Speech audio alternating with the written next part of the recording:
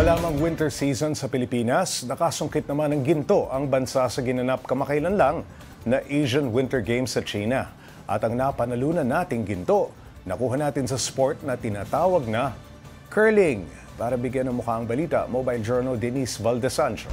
Tila chess on ice. Ganyang inilarawan ni Curling Pilipinas coach Miggy Gutierrez ang sport nila. The goal of the game is to have your stones closer to the center of the house, which is that target at the end of the ice, than your opponents.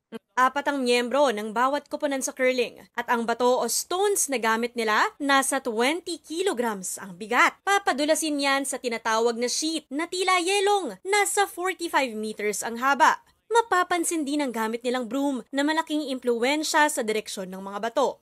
So there is a lot of strategy that is involved. You look at a lot of angles, so you're looking at a sport like billiards that we love to play as Filipinos, and also bowling.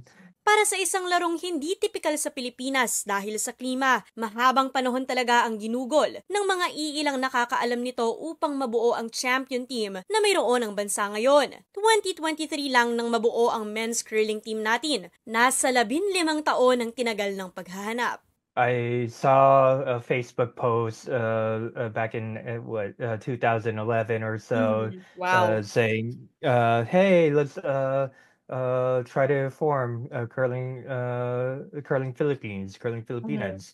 Binubuo ang Pilipinas ng magkapatid na sina Mark at Enrico Feister, kasama sina Christian Holler, Alan Frey, at alternate and Curling Pilipinas President Benjo Delarmente. Ang training nila sa labas pa ng bansa dahil sa kakulangan ng Pilipinas sa facilities and equipment. Sa kabila ng lahat ng yan, naiuwi pa rin nila ang ginto sa unang sabak nila sa Asian Winter Games.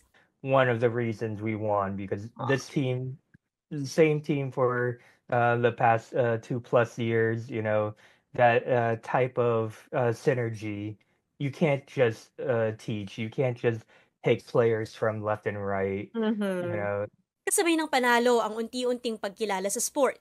Kaya't ang hangarin ni na Coach Miggy at ang komunidad ng curling sa Pilipinas.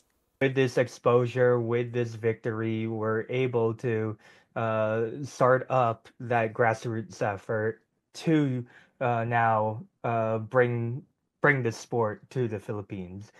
Anumang sport, kahit pa curling, makikita talaga ang kaibahan ng dugong Pinoy na punong-puno ng puso at determinasyon. Mobile Journal Denise Valdesancho po, nakitang mukha ng balita.